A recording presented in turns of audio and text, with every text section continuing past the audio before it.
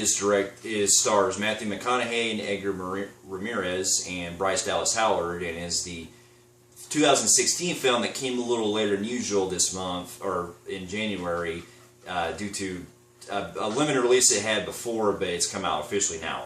So the story deals with Matthew McConaughey plays a down-on-his-luck guy named Kenny Wills, who starts out who's a prospector for this gold mining company, and he tries to get a business going with going through all these. He's a salesman trying to project all these sales to different people. Well, but we forgot to mention it starts out with his father owning the company, and his father sadly passes away. Yeah, and McConaughey's character decides to take over his business and run his legacy. But weird to get that the business collapsed, and then it starts out where he's kind of at a bar and they're broke. And that's what I forgot to mention.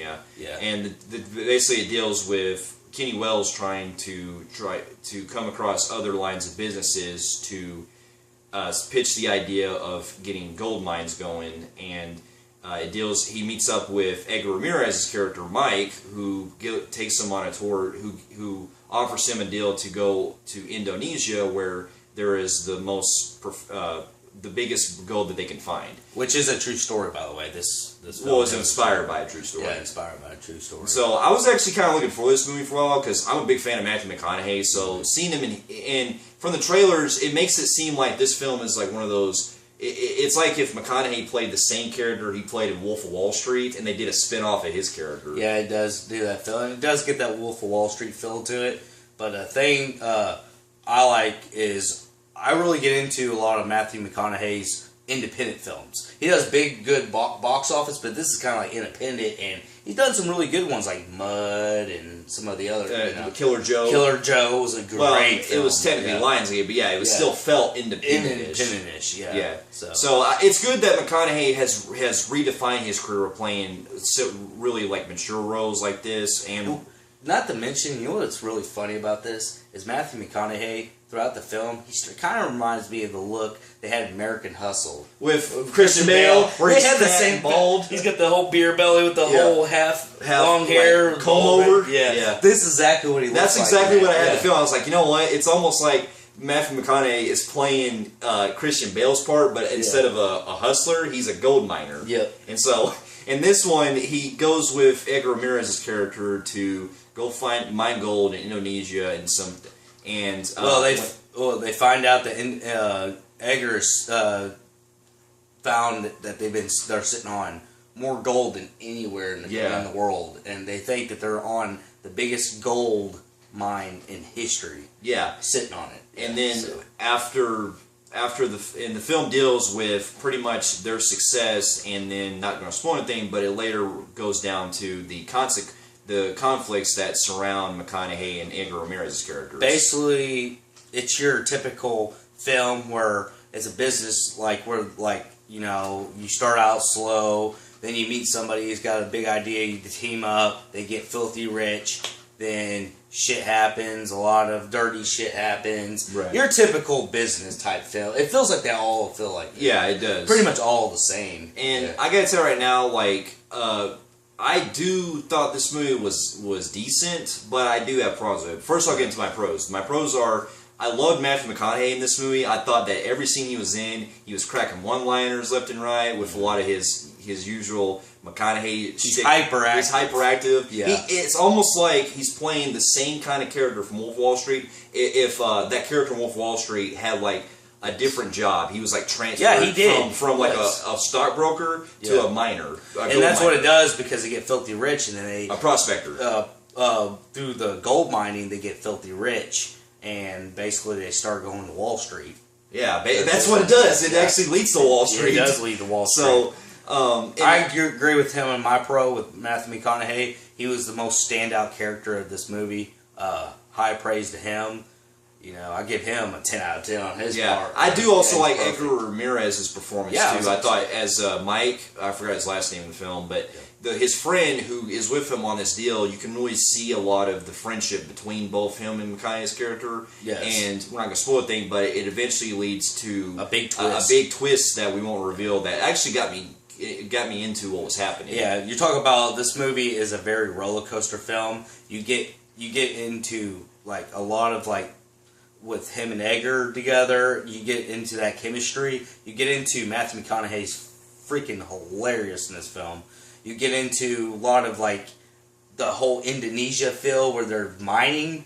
And then you get a lot of like really dialogue of shit you don't give a crap about. And as far as my praises still, I also enjoyed a lot of the actual rising with the gold process, because when they actually get to where they're actually mining the gold, and they're actually the way that the film structures with them earning their businesses and everything, I actually really loved how it went, because you later see the conflict involving with the mining board that's listed on it, played by Corey Stahl. That's the guy's name. Yeah. Corey Stahl's character, who's basically the head of the board that's in on trying to get McConaughey's character to agree with the terms of what's happening with the mining company. Yeah. And another thing I do too like is it does feel like the film has like a very great. There are a lot of films that crack me up too if it's dialogue, especially the part with the tiger, and when like you've seen the trailer where he's like, "I'm petting a fucking tiger," yeah, you know. See, Matthew McConaughey nails it out of the park. That's what I'm saying. And like we said, the chemistry between them two, and then the chemistry between him and Bryce as childhood boyfriend girlfriends became married and go through this roller coaster thing. You enjoy that, and then Matthew McConaughey, like every other businessman in these type films, he gets kind of a big ego. He starts thinking he can fuck around and shit like that. Yeah, he thinks he can. Relationship issues happen. You expect that in any film. It's basically the same equivalent like Wolf of Wall Street did, where Leo's character, he's a guy who is trying to get filthy rich, and he's a character in real life you would hate, but you just can't take your eyes off on the guy. Yeah, guys making too much money. Everybody's trying to get a piece of hand on this, but at the same time, as expected in these type films, they're planning to fuck him too. Yeah, and that's really the biggest pros I have with the film. Now, I do have some cons in this film that actually made me feel like it was kind of uneven with my pros. With my cons, I feel like the way that it's structured, with a lot of scenes where it's very dialogue driven, I felt like it just dragged out way too long for me. And there were a lot of scenes where, even though some of the parts I'm invested in with when they're actually building their empire with the mining company, I feel like there's a lot of scenes where the dialogue feels so like overblown that I just really kind of lost interest throughout it. The dialogue is overblown in this film. It's very roller coastery. They spend too much dialogue on shit I didn't care about, and in the scenes I really got involved that jumped me on, invested, ended so fast, and then it'd go a long stretch of dialogue. Just really pointless shit. Not only that, it felt like they kept hashing a lot of the collapsing, where he collapses, get back up, then he collapses again, gets back up, collapses again, gets back up. I'm like, okay, I see this a lot. So it was kind of getting burnt out. Another thing that I was thinking about. Well, I do also feel like the whole involvement with the way that he's there, I feel like there wasn't enough to it when they're actually building their empire as well, that I thought was a con, because we see him actually building his mining company into a business, but my problem with that is that they don't spend enough time with it because it kind of goes by so fast we don't really see enough of it. Yeah, that's another thing. Like, his father abruptly dies, he's poor, then it starts showing he kind of like gonna get up there, but they just jump so quick on it. He's already rich. It's like, it's like, okay, you didn't see the build-up. There's always a build-up story. You don't just get rich that way. There is a build-up involving the actual process of the mining itself, but when he actually gets rich, they spend that. They don't spend any time on that. That's like fast and out of place, because the majority of it is him basically leading to his downfall so fast. So I felt like that was an issue, because I could have seen more involved what they could do with being filthy rich. My problem also, and this is like a big thing because I don't think this movie should have done this. These type films should never run unless you got something very good. Should not run about 2 hours 15, 2:30.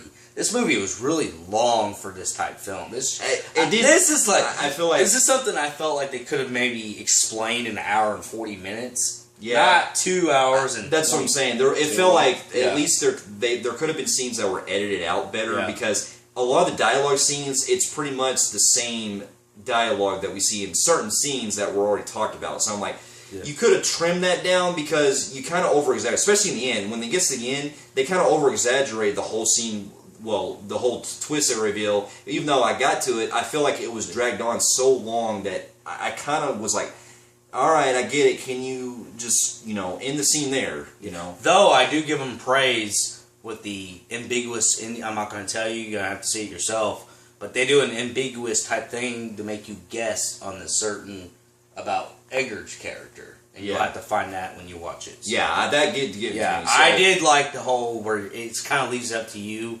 It's kind of like a is he not type thing, kind of like a Davy Cooper type thing. Yeah, definitely. Yeah. So overall, though, I did enjoy. I thought that Gold was a decent film, and to cap off, this is our final film of our 2016. Yeah. So, because this was officially the last one that we're going to be watching that was originally released in 2016, to cap off our best and worst list that you'll be seeing here coming up. So, overall, I'm going to give this a 6 out of 10. Yeah, it's a decent film. It could be probably very forgettable. Yeah. So, it's something this is going to probably be the only time it's not horrible, but I'm probably not going to watch again for years, unless it maybe pop on TV years down the road. But something it's not a go-to film, but check it out yourself. But I'm going to give it a 6 out of 10. Fair enough. Well, it's better than the shit that we're going to be talking about here coming up. So stay tuned for that. But until then, what did you guys think of Gold? Comment below, and if you like what you see here, you can check out more of our reviews, and we'll be seeing you in our next one. We'll see you later.